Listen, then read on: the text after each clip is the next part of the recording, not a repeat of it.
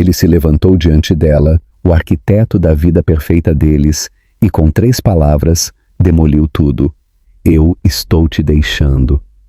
Isabela Rocha sentiu a taça de cristal escorregar de seus dedos, estilhaçando-se no chão de mármore, uma metáfora perfeitamente violenta para o seu coração. Ela estava grávida de 7 meses do filho deles, o herdeiro da fortuna Vasconcelos, uma fortuna que sua própria família havia construído. Mas seu marido Tiago havia encontrado uma nova parceira, uma herdeira ainda mais rica. Ele não queria apenas um divórcio, ele queria apagá-la e apagar a criança deles. Expulsa e sem um centavo, ela encontrou um aliado no único homem que Tiago mais temia, seu rival implacável, Matheus Brandão. Esta não é apenas uma história de traição. É a história de como o amor de uma mãe, forjado nas chamas da ruína, e a promessa de um inimigo nascida de uma dívida esquecida, construiu uma fortaleza em torno de uma criança que o homem mais poderoso da cidade tentaria e falharia em derrubar. Os lustres da gala metamorfose pingavam luz como diamantes líquidos, lançando um brilho dourado sobre a elite de São Paulo. Isabela Rocha, com a mão descansando protetoramente na curva suave de sua barriga, observava seu marido Tiago Vasconcelos trabalhar a sala. Ele se movia com a graça de um predador. Seu sorriso uma arma cuidadosamente calibrada, que desarmava concorrentes e encantava investidores. Ele era lindo, impossivelmente lindo, e nos últimos 5 anos ele tinha sido dela. A vida deles era uma obra-prima de perfeição cuidadosamente selecionada. A cobertura espaçosa com vista para a Avenida Paulista. Os fins de semana em Angra dos Reis. Os closets cheios de ternos sob medida e vestidos de alta costura. Tudo fazia parte da marca Vasconcelos, uma marca construída sobre o intelecto afiado de Tiago e a sólida base de dinheiro antigo da família de Isabela, os Rocha. Seu pai havia visto a ambição de Tiago como uma combinação perfeita para o legado da família. Ele havia sido mentor do garoto do lado errado dos trilhos, dado a ele o capital para começar a Vasconcelos S.A. e entregue a ele seu tesouro mais precioso, sua filha. Sua querida resplandecente. Uma voz sussurrou ao lado dela. Era Beatriz Costa, uma mulher cujo rosto era tão tenso quanto seu círculo social. Isabela ofereceu um sorriso educado. É o brilho da gravidez, Beatriz, ou assim me disseram. Bem, você o usa melhor do que a maioria. Tiago deve estar emocionado. Um filho para continuar o nome. Ele está, disse Isabela, seu olhar o encontrando novamente do outro lado do salão de baile. Ele estava envolvido em uma conversa aparentemente amigável com o Coronel Castro, o notoriamente implacável magnata das telecomunicações. Ao lado de Castro estava sua filha Bianca, uma mulher que parecia ter sido esculpida em gelo e diamantes. Ela estava rindo de algo que Tiago disse, sua cabeça inclinada de uma maneira particular. Um corte escarlate de boca contra a pele pálida. Um arrepio de desconforto, uma sensação que se tornara muito familiar ultimamente, apertou o peito de Isabela. Eram as noites tardias no escritório. Os telefonemas abafados que ele terminava abruptamente quando ela entrava na sala. O cheiro de um perfume, não o dela, que se agarrava fracamente à jaqueta do terno dele. Ele sempre tinha uma explicação plausível. Um negócio estava sendo fechado, uma crise estava sendo evitada. Você sabe como é, Isa, para ficar no topo, você nunca pode descansar. E ela, querendo ser a esposa que o apoiava, a parceira perfeita, havia aceitado. Ela havia empurrado suas dúvidas para os cantos escuros de sua mente, focando em vez disso no berçário sendo pintado em azuis e cremes suaves, na pequena vida que se agitava dentro dela. Seus olhos examinaram a sala e pousaram em uma figura parada sozinha perto das portas francesas que davam para o terraço. Mateus Brandão, o único homem em São Paulo que conseguia fazer Tiago se encolher. Mateus era do novo dinheiro, um fantasma que havia emergido das sombras da tecnologia 5 anos atrás e vinha desmantelando sistematicamente seus concorrentes desde então. Sua rivalidade com Tiago era material de lendas no centro financeiro. Onde Tiago era um charme polido, Mateus era uma eficiência brutal. Ele não apertava as mãos, ele conquistava. Ele parecia diferente das fotos na Forbes e nos jornais. Mais alto, mais sombrio, uma intensidade irradiava dele que parecia sugar o ar de sua vizinhança imediata. Ele não estava sorrindo ou socializando. Ele estava simplesmente observando. Seu olhar, um holofote de busca analítica. Por um segundo aterrorizante, os olhos dele encontraram os dela do outro lado da sala lotada. Não havia calor neles, apenas um vislumbre de algo que ela não conseguia decifrar. Reconhecimento, talvez. Ou era pena?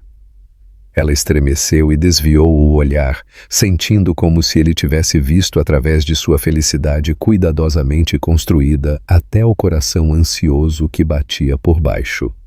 Tiago finalmente se desvencilhou dos castros e voltou para o lado dela, sua mão pousando nas costas dela. Gostando da festa, meu amor? É um evento adorável, ela disse, tentando manter seu tom leve. Você e Bianca Castro parecem ter muito o que conversar. Um vislumbre de aborrecimento cruzou o rosto dele antes de ser substituído por seu sorriso característico.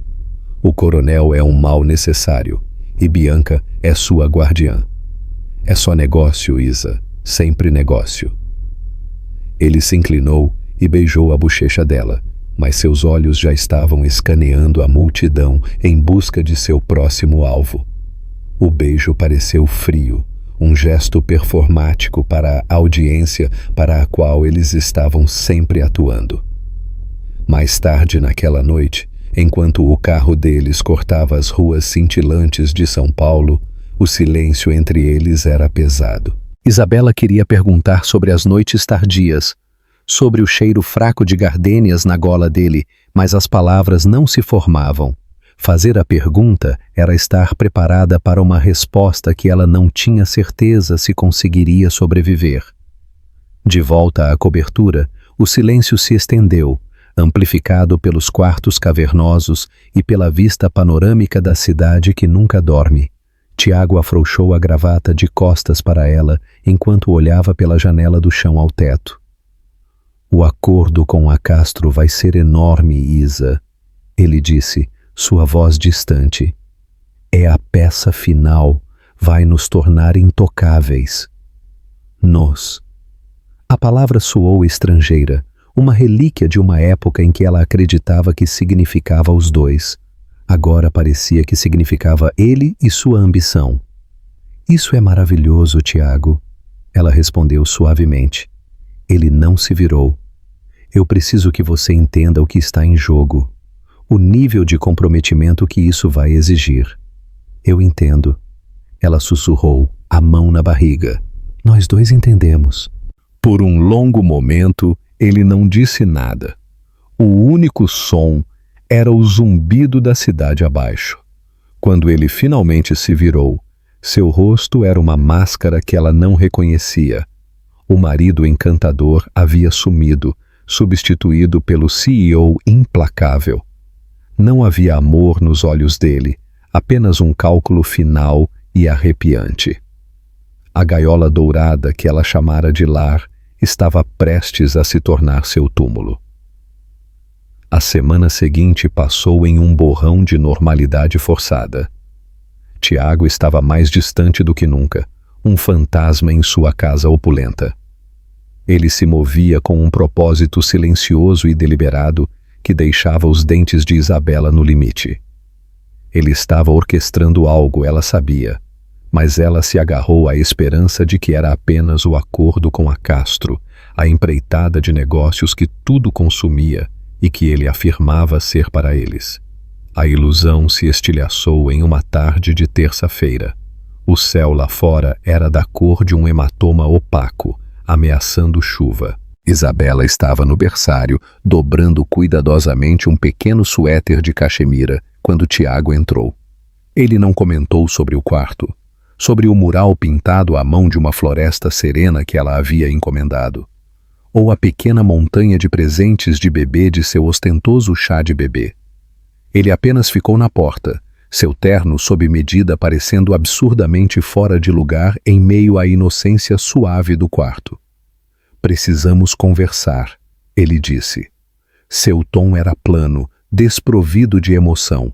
Era a voz que ele usava em reuniões de diretoria logo antes de desmantelar um departamento falido. Um pavor frio a invadiu. "Ok", ela disse, sua mão parando no suéter. "Há algo de errado com o acordo?" "O acordo está bem. O acordo é perfeito." Ele andou mais para dentro do quarto, seus caros sapatos de couro silenciosos no carpete macio. Ele parou ao lado do berço, passando a mão sobre a madeira lisa e polida. Tudo isto, é uma complicação." "Uma complicação?" A voz de Isabela era um sussurro fraco. "Tiago, este é o quarto do nosso filho, nosso bebê." Ele finalmente olhou para ela, e seus olhos eram tão cinzas e frios quanto a tempestade que se formava lá fora. "Eu estou te deixando, Isabela." As palavras não se registraram no início. Eram apenas sons, desconectados de significado. Ela olhou para ele, esperando pela piada final, para a cruel brincadeira acabar, mas a expressão dele permaneceu inalterada, uma máscara de sombria finalidade. "O quê?" "Eu estou te deixando", ele repetiu, cortando cada palavra com precisão brutal. "Eu já entrei com o divórcio. Meu advogado entrará em contato com o seu." Isabela sentiu a força escoar de suas pernas e ela agarrou a mesa de troca de fraldas para se apoiar. O quarto começou a girar. É por quem? Bianca Castro?" O nome tinha gosto de veneno em sua língua. Ele teve a decência de desviar o olhar, sua visão caindo sobre a paisagem urbana além da janela. "Bianca e eu vamos nos casar. O pai dela me tornou um parceiro integral da Telecom Castro. Esta fusão não é só negócio, Isabela, é uma dinastia. A pura audácia disso, a natureza fria e transacional de sua traição roubou sua respiração. Ele estava a trocando a família deles por um acordo de negócios melhor. Uma dinastia. E a nossa família? E o seu filho?" A voz dela quebrou, as lágrimas finalmente embaçando sua visão. "O bebê muda as coisas", ele disse, virando-se para ela. O rosto dele estava fixo, resoluto. "A família de Bianca é particular. Uma criança de um casamento anterior, especialmente uma nascida tão perto de nossa própria união, seria um constrangimento, uma ponta solta." "Uma ponta solta?" Ela guinchou, o som cru e ferido. "Ele é o seu filho.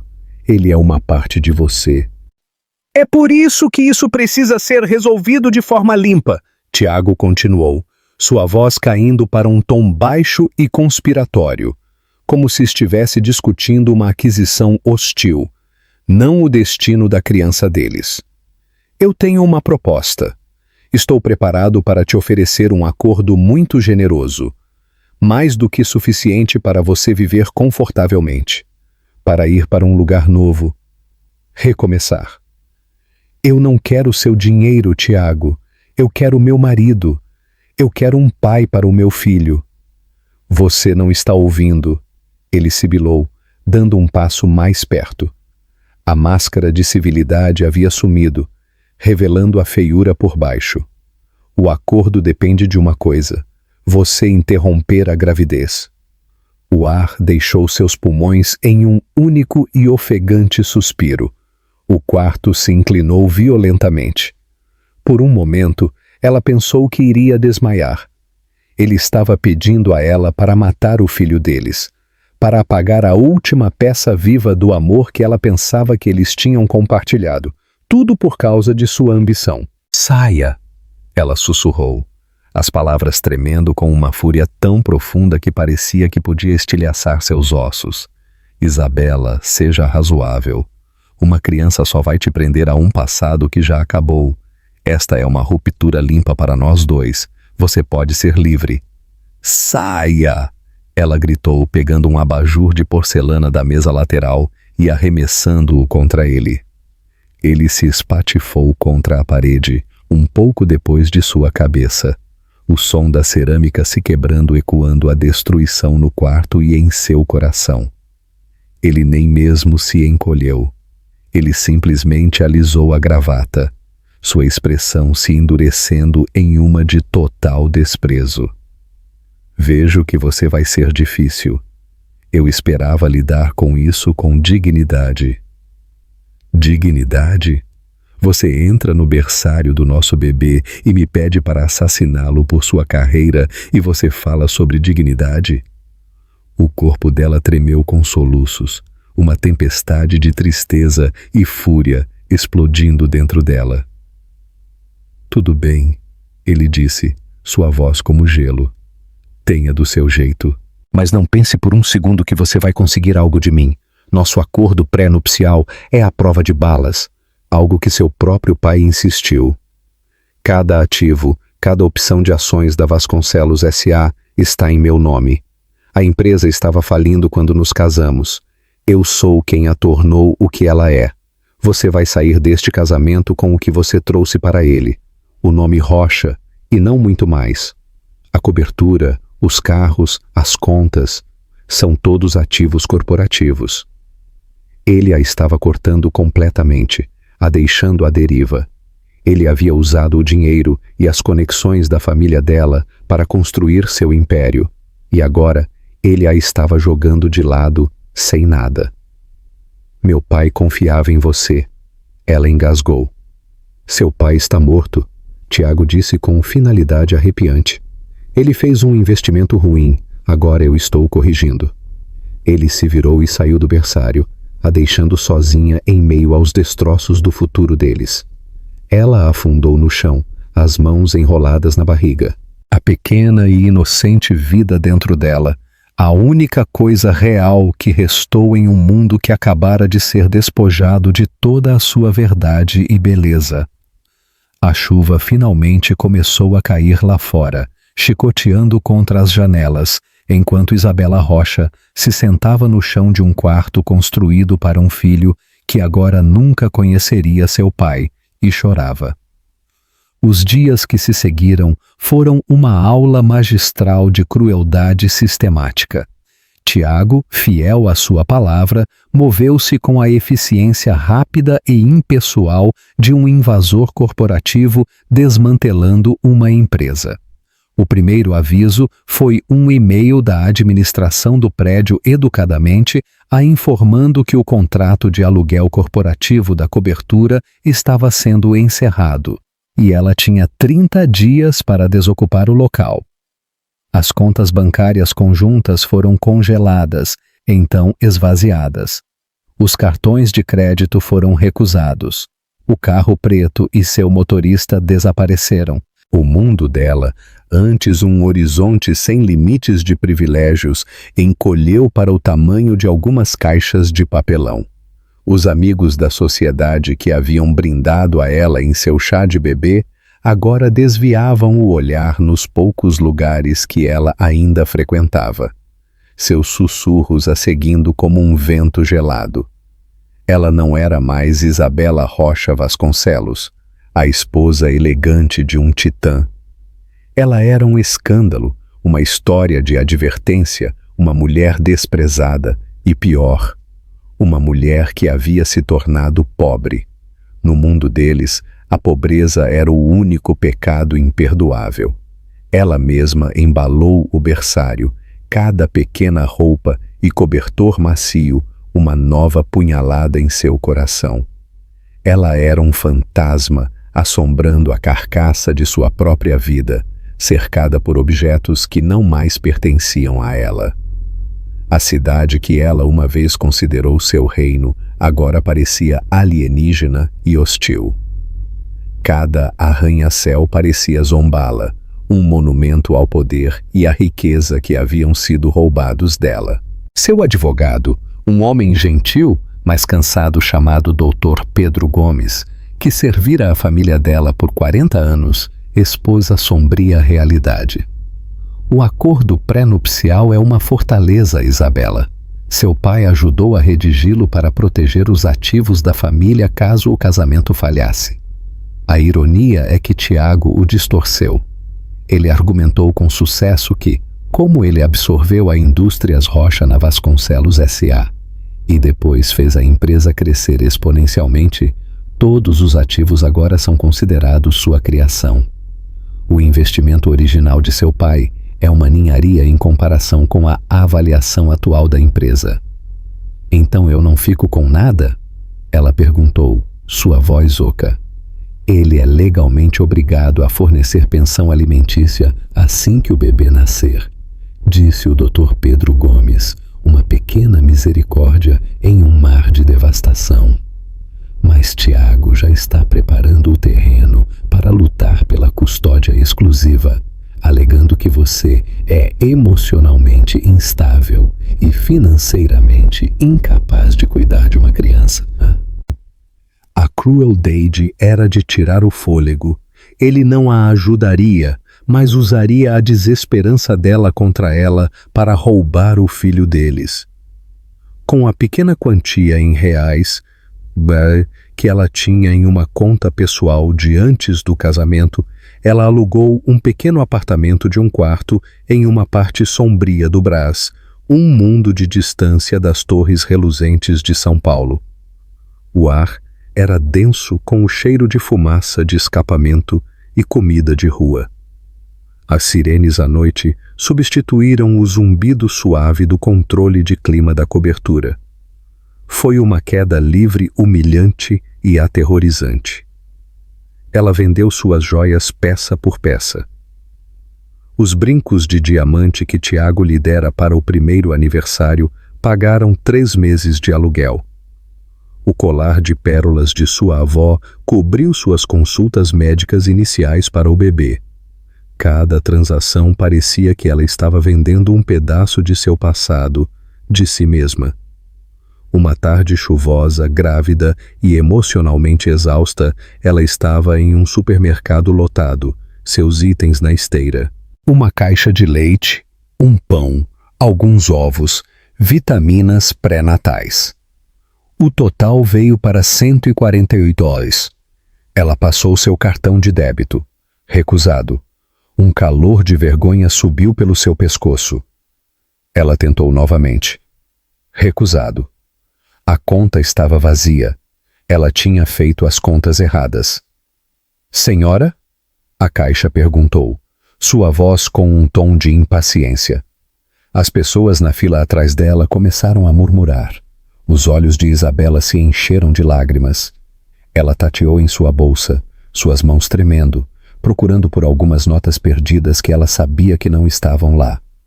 Ela foi forçada a deixar as compras no balcão, murmurando um pedido de desculpas enquanto fugia da loja, os olhares simpáticos e julgadores de estranhos queimando em suas costas. Ela andou por quarteirões na chuva, sem se importar por estar encharcada, a sensação de humilhação total e completa, um nó frio e duro em seu estômago.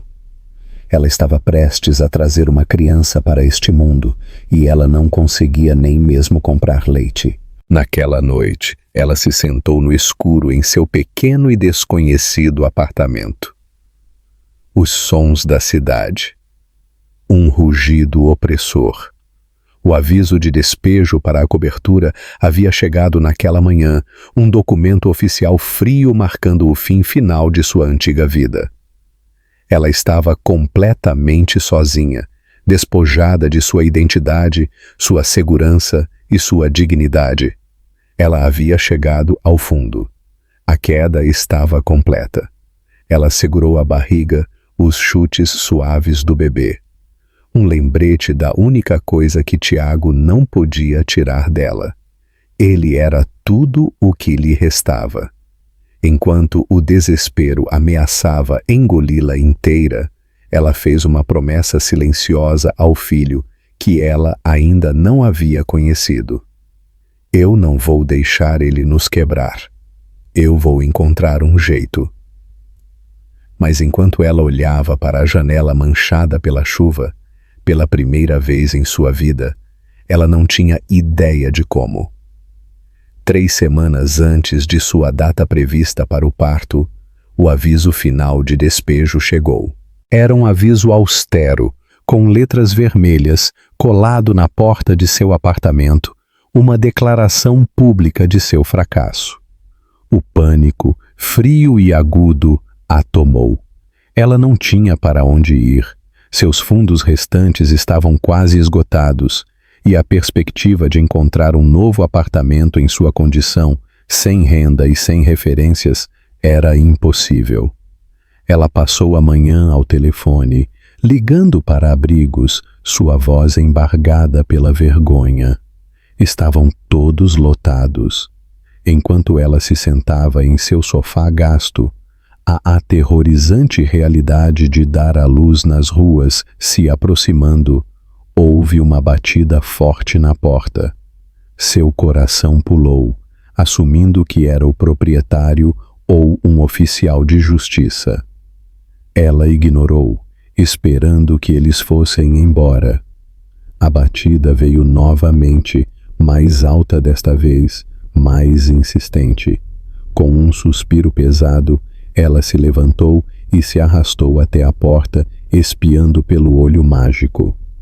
Um homem em um terno escuro e impecavelmente feito sob medida estava no corredor sujo. Por um momento, ela não o reconheceu. Então seu sangue gelou. Era Matheus Brandão. Sua mente acelerou. O que ele estava fazendo ali? Como ele a tinha encontrado? Era algum novo jogo cruel de Tiago, enviando seu arquirrival para se vangloriar de sua ruína? Seus instintos protetores se inflamaram, e ela desfez a tranca, abrindo a porta apenas alguns centímetros. O que você quer? Ela exigiu, sua voz mais forte do que ela se sentia. Os olhos de Matheus Brandão, os mesmos olhos analíticos e intensos que ela se lembrava da gala, examinaram a aparência dela. Seu vestido de maternidade gasto, o medo em sua expressão, o apartamento surrado visível atrás dela. Ele não a zombou. Ele não sorriu. O rosto dele era uma máscara estoica.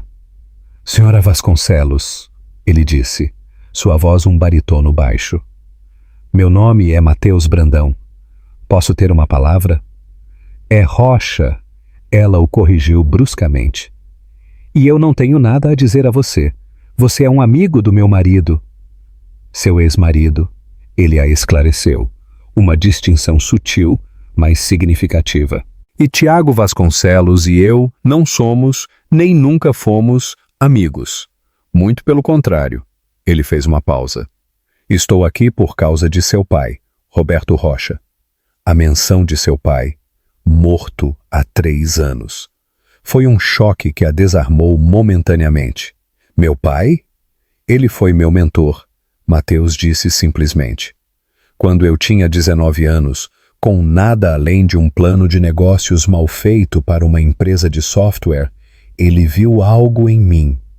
Ele me deu um pequeno investimento inicial, não de sua empresa, mas de seu próprio bolso. Ele me fez prometer nunca mencioná-lo, para construir meu próprio nome. Aquele investimento foi a fundação de tudo que eu tenho hoje. Eu tenho uma dívida com ele que nunca poderei realmente pagar. Isabela olhou para ele sem palavras. Seu pai tinha um talento para encontrar e nutrir jovens talentos, mas ele nunca havia mencionado Matheus Brandão, este homem Este titã corporativo temido por todos era um produto da generosidade silenciosa de seu pai. Eu tenho acompanhado o que Tiago fez a você, Mateus continuou, seu olhar inabalável. O que ele está fazendo não é apenas imoral, é uma profanação do legado de seu pai. Roberto Rocha construiu sua empresa com integridade. Tiago a está destruindo com ganância e ele está tentando destruir seu filho. Por que você está aqui? Ela perguntou novamente, sua voz mais suave desta vez. Estou aqui para te fazer uma proposta, ele disse. Eu quero te ajudar, não por pena, mas por uma questão de honra ao homem que me ajudou. Eu sei que você está prestes a ser despejada. Eu sei que seus fundos acabaram. Eu sei que Tiago planeja processar você pela custódia no momento em que a criança nascer. Isabela se apoiou no batente da porta, o peso de sua gravidez de repente imenso. Que tipo de proposta? Eu tenho uma propriedade isolada no interior de São Paulo, totalmente equipada e segura. Você pode viver lá pelo tempo que precisar. Você terá o melhor atendimento médico, estabilidade financeira, tudo o que você e sua criança exigem. Você não sentirá falta de nada. A oferta era tão impressionante, tão fora do reino da possibilidade, que parecia uma armadilha. E o que você quer em troca? Ela perguntou, sua suspeita voltando. Ninguém faz algo assim de graça. A expressão de Mateus permaneceu ilegível. A maior fraqueza de Tiago sempre foi seu orgulho. Ele vê seu filho não como um ser humano, mas como um ativo, uma continuação de sua dinastia. Ele abandonou seu filho por um acordo de negócios. Mas no momento em que essa criança nascer, o ego dele exigirá que ele a possua. Ele tentará tirar a criança de você. Ele deu um passo mais perto, sua presença preenchendo a porta apertada. Minha proposta é esta. Eu te darei todos os recursos que você precisa para proteger sua criança. Em troca, você me permite te ajudar a criá-lo. Deixe-me fornecer a ele a segurança e o futuro que seu pai roubou dele. Deixe-me ser um baluarte entre sua família e Tiago Vasconcelos. Você quer criar meu filho? Ela gaguejou, horrorizada e confusa. Eu quero protegê-lo, Mateus corrigiu. E ao fazer isso, eu quero garantir que Tiago Vasconcelos nunca possa reivindicar o legado do homem que ele traiu. O neto de Roberto Rocha não será criado por um homem como aquele. Eu não vou permitir isso.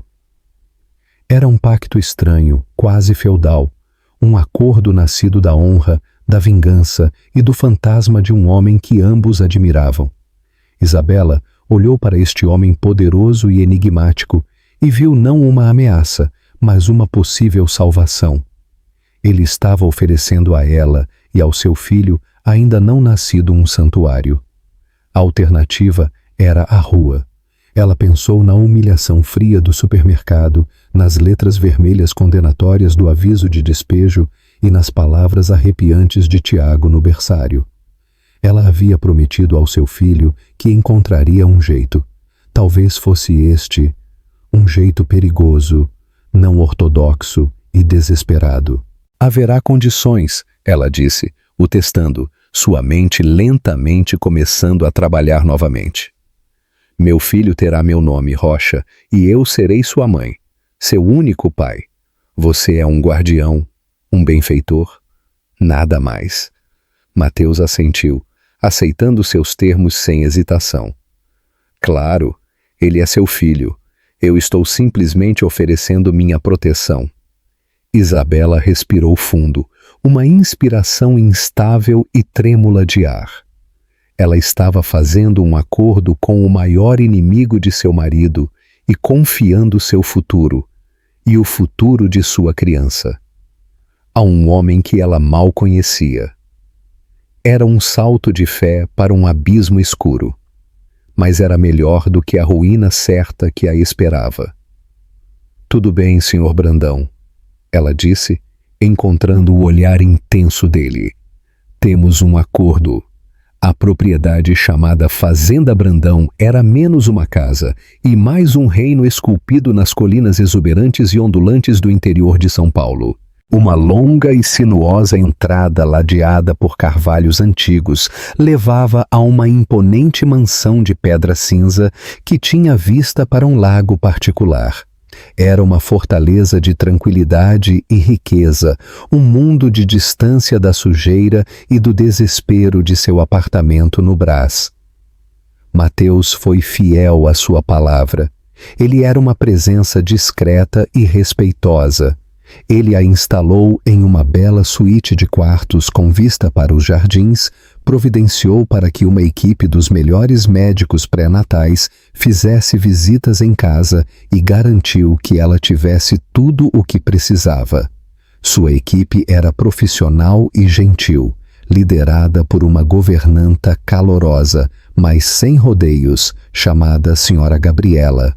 Pela primeira vez em meses, Isabela pôde respirar. Ela estava segura. Mateus trabalhava principalmente de um grande escritório forrado de livros no andar de baixo e as interações deles foram inicialmente formais.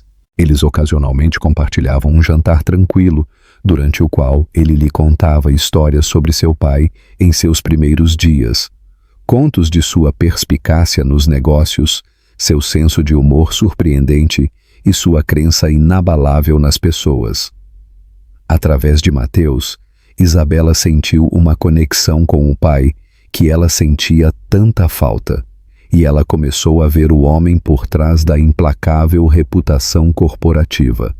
Ela viu um homem de profunda lealdade, impulsionado por um estrito código de honra pessoal. À medida que sua data prevista para o parto se aproximava, uma estranha e tranquila companheirismo cresceu entre eles. Ele a encontrava na biblioteca e, sem dizer uma palavra, lhe entregava uma xícara de chá descafeinado. Ela deixava a seção de negócios do jornal na mesa dele, aberta em um artigo que ela pensava que ele acharia interessante. Eles raramente falavam de Tiago, mas a presença dele pairava como um veneno no ar, a razão não dita de sua bizarra aliança. A noite em que ela entrou em trabalho de parto, uma forte tempestade estava furiosa lá fora, espelhando o belo caos do nascimento. Foi Mateus quem a encontrou ofegando por uma contração no corredor. Sua compostura era absoluta. Ele a ajudou a ir para o carro que ele já tinha pronto e ligado, e falou com ela em uma voz calma e firme durante a viagem para a ala do hospital particular que ele havia reservado. Ele nunca saiu da sala de espera. Lucas Rocha nasceu assim que o sol começou a nascer, a tempestade já tendo passado. Ele era pequeno e perfeito, com uma mecha de cabelo escuro e os profundos olhos azuis de sua mãe. Quando a enfermeira o trouxe para Isabela, seu coração se expandiu com um amor tão feroz e que tudo englobava, que eclipsou toda a dor e traição do ano passado. Ele era dela, ele era sua razão para tudo. Mais tarde naquele dia, ela permitiu que Mateus o visse. Ele ficou na porta de seu quarto de hospital, parecendo hesitante pela primeira vez desde que ela o conhecera. Ele parecia fora de lugar, um titã da indústria humilhado pela visão de um pequeno e adormecido bebê. "Entre, Mateus", ela disse suavemente. Ele se aproximou do berço lentamente, seu olhar fixo no bebê. Ele olhou para Lucas, seus traços severos se suavizando em uma expressão de admiração e algo mais, algo semelhante à reverência. "Ele se parece com você", Mateus disse, sua voz quieta. "Ele tem meus olhos", Isabela concordou, "mas essa carranca é toda dele." Mateus estendeu um único dedo e gentilmente acariciou a bochecha do bebê. Lucas se mexeu, mas não acordou. Nesse pequeno e silencioso gesto, Isabela viu a verdade de sua promessa. não era apenas sobre vingança contra Tiago ou uma dívida com seu pai. Este homem poderoso e solitário estava cativado. Enquanto isso, em São Paulo, Tiago Vasconcelos e Bianca Castro estavam na capa da revista de sociedade, vivendo o casamento deles, aclamado como o evento social do ano. As fotos os mostravam em seu apartamento estéril e cheio de arte, sorrindo para as câmeras, o casal poderoso perfeito. O artigo mencionava os planos deles para o futuro, para a dinastia Vasconcelos Castro. Não havia menção de uma criança. Tiago soube do nascimento através de um investigador particular que ele havia contratado para rastrear Isabela. A notícia pousou com um baque em seu peito. Um filho. Ele tinha um filho. Ele viu as fotos que o PI havia tirado de longe. Isabela deixando o hospital parecendo cansada, mas radiante. E Mateus Brandão, seu inimigo jurado, carregando o assento de carro do bebê com um ar de propriedade. Uma raiva negra e possessiva o encheu. Mateus estava se intrometendo em seus assuntos, tocando o que era dele. "O que foi, querido?" Bianca perguntou, entrando em seu escritório, coberta de joias de uma festa para a qual eles estavam prestes a ir. "Nada." Tiago estalou, fechando o laptop. "Apenas um incômodo de negócios." Mas não era apenas um incômodo, era uma semente de obsessão. O filho que ele havia ordenado ser apagado agora estava vivo, bem, e sob a proteção de seu maior rival. A existência de Lucas Rocha era uma ponta solta na tapeçaria perfeita de sua nova vida, e Tiago Vasconcelos não tolerava pontas soltas. Por enquanto, ele a ignoraria, consolidaria seu poder e desfrutaria de sua vitória. Mas ele sabia com uma certeza que o gelou, que um dia ele viria para pegar seu ativo. De volta à tranquilidade da fazenda Brandão, Isabela observou Mateus segurar Lucas pela primeira vez, suas grandes e capazes mãos surpreendentemente gentis. Uma nova vida havia começado, não a que ela havia planejado, mas uma forjada a partir das cinzas de sua antiga. Uma vida construída sobre uma estranha fundação de honra, gratidão e um amor compartilhado pelo pequeno garoto que dormia pacificamente, inconsciente da tempestade que havia precedido sua chegada, ou daquela que estava se formando no horizonte. Os 6 anos seguintes se passaram em uma quietude idílica que parecia ao mesmo tempo preciosa e precária. A fazenda Brandão se tornou um santuário, um mundo em si mesmo, onde Lucas Rocha poderia crescer protegido da identidade de seu pai biológico. Para Lucas, o lar era a propriedade espaçosa com seus jardins secretos e lago cintilante. Família era sua mãe Isabela e o homem alto e quieto que ele chamava de Mateus, que com o tempo se tornou perfeitamente pai. A transformação de Mateus foi sutil, mas profunda. O empresário frio e calculista ainda estava lá, administrando seu império global de seu escritório com eficiência implacável. Mas no momento em que ele saía daquele quarto, ele era o pai de Lucas em todas as maneiras que importavam. Ele ensinou o garoto a jogar pedras no lago, a risada compartilhada deles ecoando no ar fresco de outono. Ele sentou-se em uma pequena cadeira em uma mesinha minúscula para festas de chá imaginárias, sua grande estrutura comicamente fora de lugar, uma expressão séria em seu rosto enquanto ele perguntava sobre a saúde do urso de pelúcia de Lucas, Sir Reginald. Ele lia histórias para dormir, seu barítono profundo dando voz a dragões e cavaleiros, seu dedo traçando as palavras para o pequeno garoto aninhado ao lado dele. Ele nunca ultrapassou os limites. Ele sempre cedeu a Isabela em decisões importantes sobre a paternidade, mas sua devoção era absoluta. Ele estava lá para cada joelho arranhado, cada noite febril, cada imagem triunfante rabiscada com giz de cera apresentada a ele como uma obra-prima. Ele era a rocha firme e inabalável contra a qual a pequena família deles foi construída. Isabela também floresceu. Com o encorajamento e o apoio financeiro de Mateus, ela voltou ao seu primeiro amor, a arquitetura paisagística. Ela começou uma pequena empresa boutique, trabalhando de um estúdio de design que Mateus havia construído para ela em uma das antigas casas de carruagem da fazenda. Seu talento, antes um mero hobby, floresceu em um negócio de sucesso.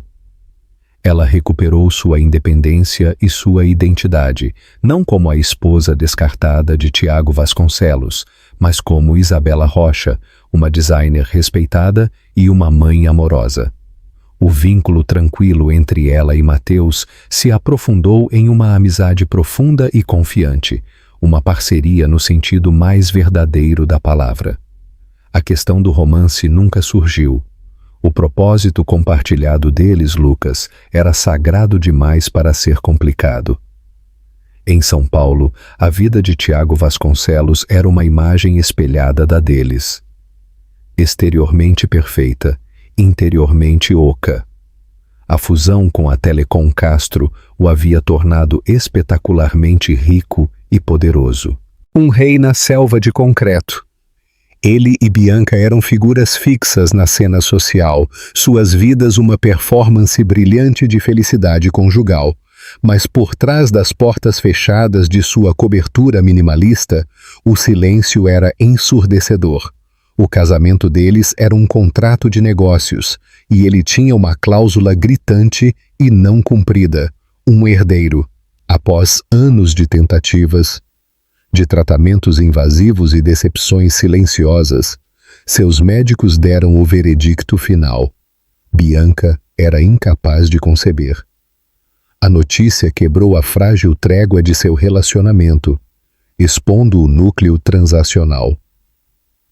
O coronel Castro começou a olhar para seu genro com desapontamento não disfarçado. Uma dinastia exigia um sucessor. Foi então que os pensamentos de Tiago começaram a se desviar, a se fixar no filho que ele havia abandonado. A ponta solta agora era um garoto de 6 anos. Sua obsessão começou pequena. Ele pagou a seu investigador particular uma quantia exorbitante em reais, por atualizações. Primeiro vieram relatórios, depois fotografias. Ele as olhava por horas no meio da noite, com um copo de uísque caro na mão. Havia Lucas em um pônei, Mateus o conduzindo. Um sorriso genuíno e raro no rosto do homem. Havia Lucas em um balanço, sua mãe o empurrando, o rosto dela iluminado de alegria. Havia Lucas em uma peça escolar, vestido como uma árvore, com Mateus e Isabela sentados na primeira fila, parecendo, para o mundo todo, uma família orgulhosa e normal. E em cada foto ele via um fantasma de si mesmo, a forma da mandíbula do garoto, a maneira como seu cabelo escuro caía sobre a testa. Este era o seu filho, seu sangue, seu legado, e Mateus Brandão o estava criando. O pensamento era um veneno vil, transformando seu orgulho em um nó de fúria ciumenta. Mateus não o tinha apenas vencido nos negócios. Ele havia roubado seu filho, sua própria imortalidade. Ele começou a escavar, usando seus vastos recursos para desenterrar cada detalhe da vida deles. Ele descobriu a cor favorita de Lucas, azul, sua comida favorita, macarrão com queijo, e que ele queria ser um astronauta quando crescesse. Ele sabia o nome da professora de Lucas e seu melhor amigo. Ele se tornou um fantasma digital, um voyeur espiando a vida feliz que ele havia jogado fora. O ponto de ruptura veio em seu aniversário de 42 anos. Bianca deu a ele uma festa luxuosa, uma sala cheia de pessoas que admiravam sua riqueza, mas não sabiam nada do homem. Enquanto eles brindavam ao seu sucesso, ele viu uma nova foto em seu telefone seguro. Era de Lucas, com um sorriso banguela, segurando um cartão de aniversário feito à mão. A legenda do PI dizia: sujeito comemorando o aniversário de Matheus Brandão. Eles estavam comemorando o aniversário de seu inimigo. Seu filho estava chamando seu inimigo de pai. A ilusão de sua vida perfeita desmoronou em pó. A riqueza, o poder, a esposa bonita. Tudo era sem sentido. Ele não queria mais uma dinastia. Ele queria o seu filho. O garoto não era mais uma complicação a ser apagada ou um ativo a ser possuído. Na mente distorcida de Tiago, Lucas havia se tornado o prêmio na competição final contra Matheus Brandão. E Tiago Vasconcelos nunca perdia. Ele pegou o telefone e discou o número do advogado de direito de família mais implacável do estado. Meu nome é Tiago Vasconcelos, ele disse, sua voz fria e clara. Eu quero obter a custódia do meu filho. Os documentos legais chegaram em uma nítida manhã de outubro, entregues por um mensageiro com cara de pedra. A pura espessura do fichário era um ato de intimidação em si mesmo. As mãos de Isabela tremeram enquanto ela lia a petição. Tiago Vasconcelos versus Isabela Rocha, pela custódia legal e física exclusiva de Lucas Rocha. A petição era uma obra de ficção, uma obra-prima de assassinato de caráter. Ela a pintava como uma oportunista caçadora de fortunas instável que havia caído nas garras de Matheus Brandão, um homem de caráter questionável que havia alienado insidiosamente a criança de seu pai natural. Ela retratava Tiago como o pai enlutado que, após um período de turbulência emocional, seguindo o divórcio conturbado, agora estava financeiramente e emocionalmente preparado para fornecer a seu filho o lar estável e amoroso que ele merecia. Ela estava cheia de mentiras, meias-verdades e inversões cruéis da realidade. Matheus a leu por cima do ombro dela, seu rosto se endurecendo em granito. Ele não está vindo apenas por Lucas, ele disse, sua voz um rosnado baixo. Ele está vindo por tudo. Ele quer nos destruir. A batalha que se seguiu foi brutal e pública. Tiago usou a mídia como sua arma pessoal, vazando versões higienizadas de seus documentos judiciais para colunistas de fofoca. Manchetes gritavam nos tabloides. Titã de Wall Street luta para reclamar filho de rival bilionário. Eles foram retratados como os vilões em sua narrativa cuidadosamente elaborada. Os advogados de Tiago foram implacáveis. Eles intimaram os registros financeiros de Isabela, suas anotações de terapia de depois do divórcio, seus contratos de negócios. Eles depuseram a senhora Gabriela e outros membros da equipe, tentando transformar a lealdade deles em evidência de uma conspiração. Eles argumentaram que a Fazenda Brandão não era um lar, mas uma prisão dourada, e que a presença de Matheus era prejudicial ao desenvolvimento da criança. O dia em que Isabela teve que dar seu depoimento foi um dos piores de sua vida.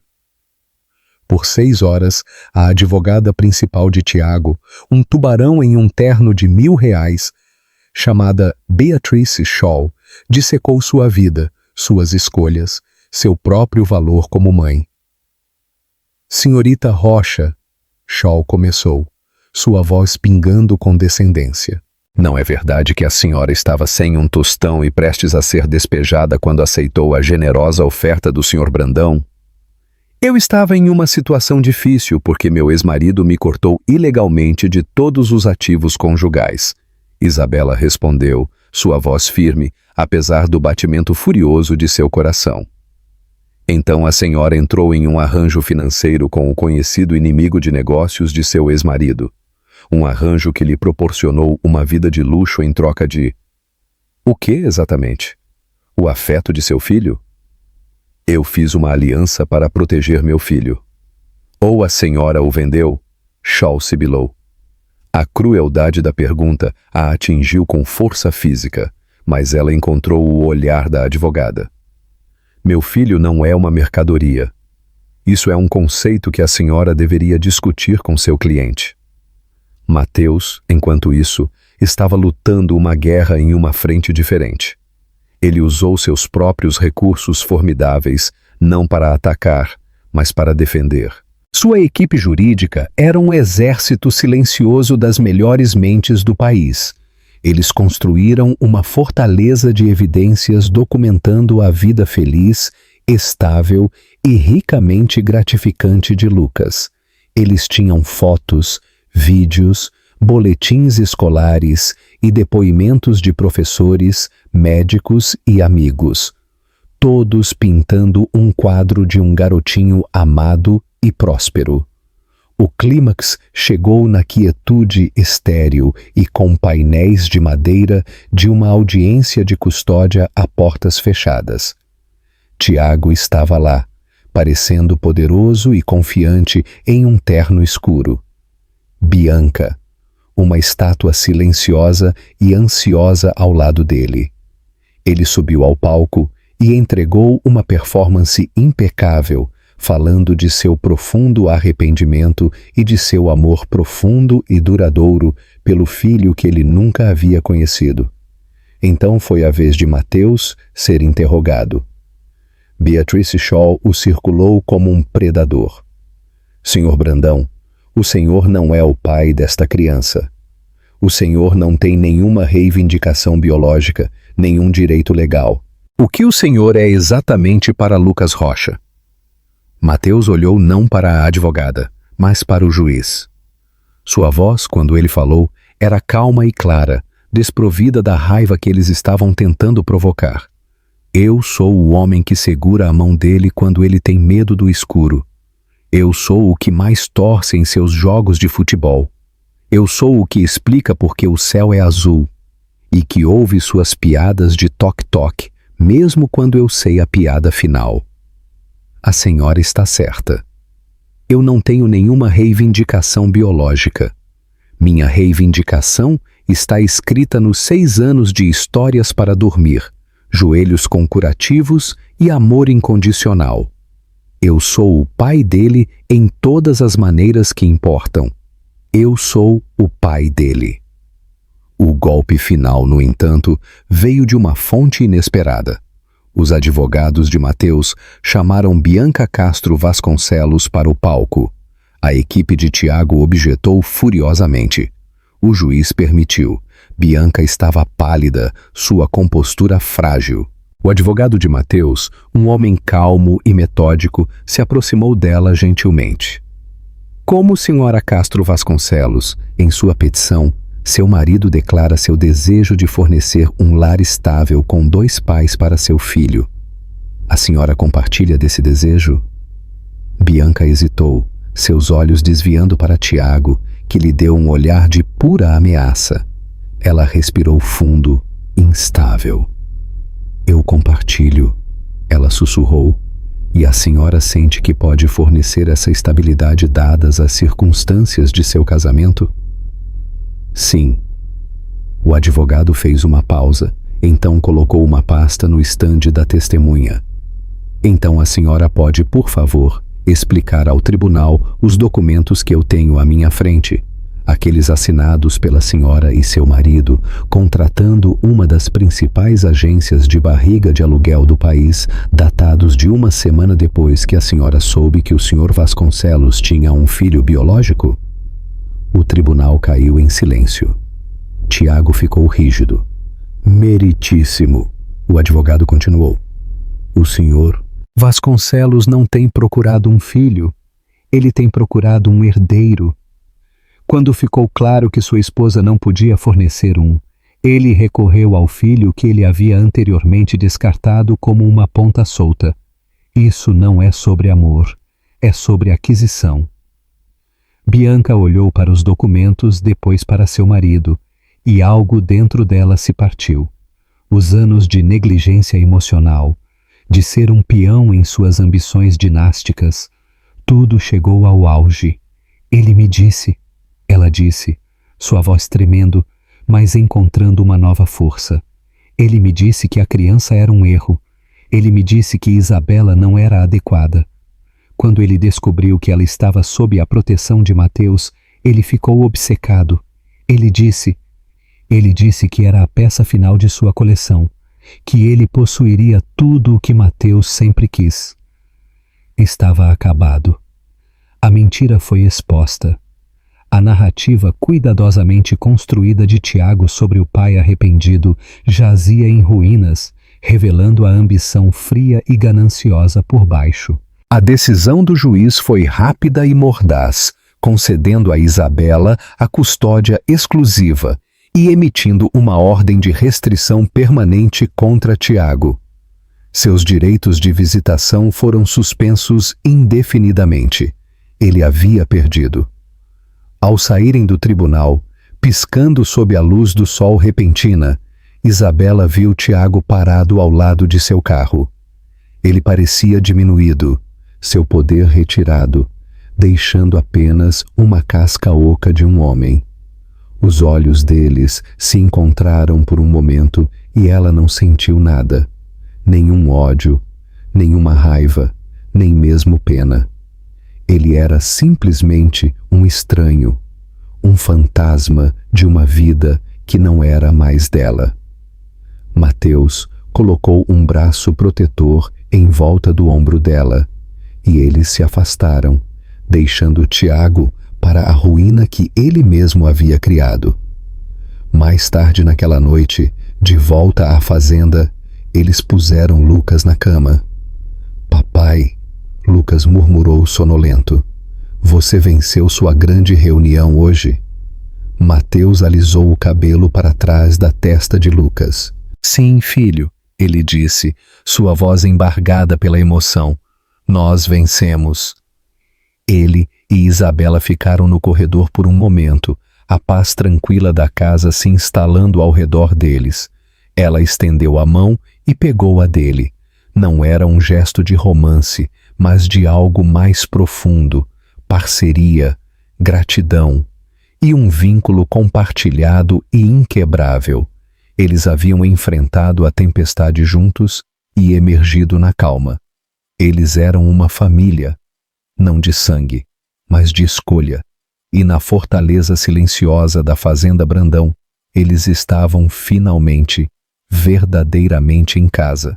E assim, o império construído sobre mentiras desmoronou, e a família construída sobre o amor se tornou mais forte do que nunca. Tiago Vasconcelos aprendeu a lição mais difícil de todas: que uma criança não é uma posse a ser reivindicada, e uma família não pode ser adquirida através de uma aquisição hostil.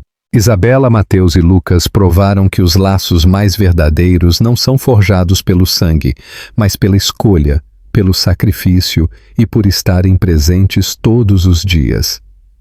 A história deles é um poderoso lembrete de que, mesmo diante da traição mais cruel, novos começos são possíveis.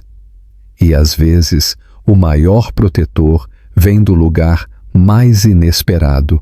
O que você achou da jornada de Isabela e do ato final de lealdade de Mateus? Conte-nos nos comentários abaixo.